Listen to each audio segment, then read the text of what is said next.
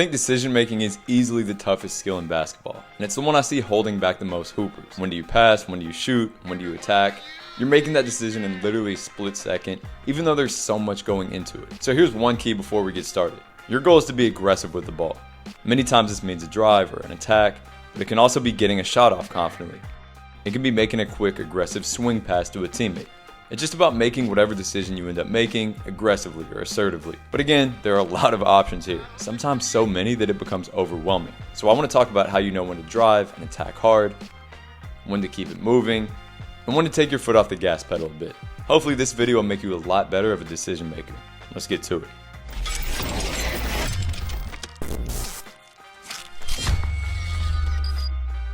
So first off, most importantly, the best time to attack is when you have an advantage. We gotta understand this first.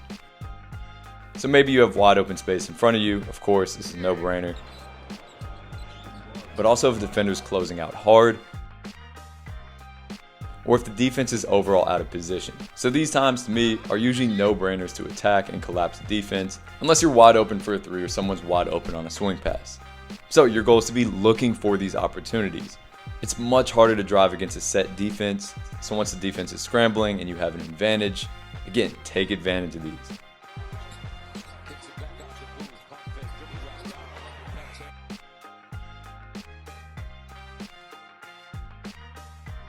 Now, here's the thing. We don't always have that advantage. Sometimes it can be tough, especially against good defenses. And even though the majority of players can get by their defender sometimes off the bounce, it's not guaranteed. So we got to be smart and strategic with it. Now, if you're a player who is crazy quick and you feel like you're always able to get by your initial defender, then it's a little bit different. In this case, it's your job to consistently be the player to create that advantage or get by a defender and draw help. Even in international hoops or college basketball, which are a little bit more predicated on team ball, there are usually those one or two players on each team who can get by their defenders consistently. But if you're not one of these players, that's cool. The vast majority of hoopers aren't going to be that in real game. Of course, work on becoming more of one, but also find ways around it. For example, getting really savvy with simple ways to go by defenders. Lulling them to sleep, using your eyes, taking a nice angle and being physical to sneak by. Things that you don't need as many dribbles or a crazy amount of skill for, at least how we traditionally think of skill. As well as hunting down opportunities where, again, you already have an advantage.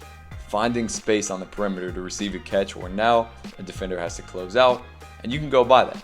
Maybe catching on a cut, so now you have more of an advantage. These are so much easier than just attacking a set defender with set help defense and just hoping that things open up. But even past this though, there are so many more factors than just how confident you are getting by a defender and whether you have an advantage or not.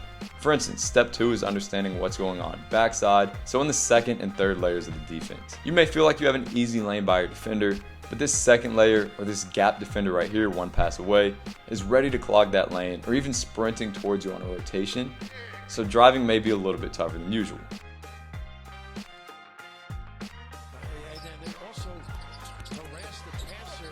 Then in the third layer, the deep help defense, it's important to keep tabs on what's going on. If you have a big sitting in the paint looking at you, ready to step up, it may be worth it to keep the ball moving until they're displaced. But if there's some action going on the other side of the court, the big is preoccupied by something and they're going to be late rotating over, or maybe the other team just does not have a shot blocker at all, then it's much easier to get downhill and actually finish. And this is the other reason why moving the rock and creating chaos in the defense before attacking is better, because help defenders get there a few moments later than they would when you're attacking a stationary defense. Again, this isn't something advanced players think about when they're playing, but the goal is to be conscious of it until you make it second nature. Also, know your game and know where your opportunities are.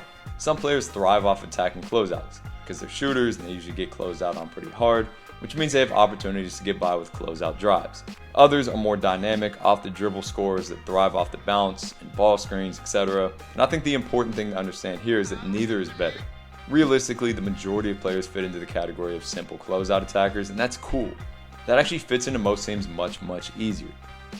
But just find the opportunities that are most efficient for your game, search them out, and attack them. Then allow yourself to get creative from there. So for example, some players would shoot this coming off the screen, but some are more efficient getting to the rim off this.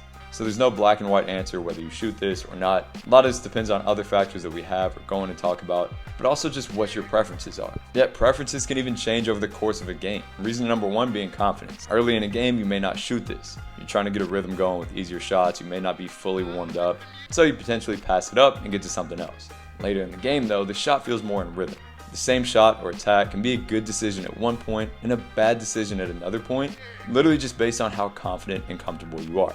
This also involves fatigue levels. If you're coming off a long defensive possession or a period of the game where it's been a bit hectic, you'll probably be a bit more fatigued, which means less crisp with your movements, which in turn means that making a move that you can make when you're fresh may not be the best decision now, and it may be smart to move the ball and wait for a better opportunity. Same thing with time and score, which has got to be a consideration. Is the shot clock winding down, so you got to be a bit more aggressive than usual? Does your team need a 3? Maybe your team's up a bit more so you can use the momentum and the energy to take a slightly bigger risk. So there are clearly a lot of factors at play here, and this decision has to happen in the matter of a split second. This is what makes the best players so good oftentimes, is their ability to process this subconsciously and make the right decision over and over again. It's unreal.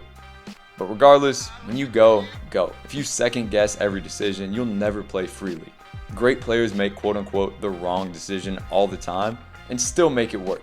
Because basketball isn't just black and white, right answers and wrong answers. It's all situational.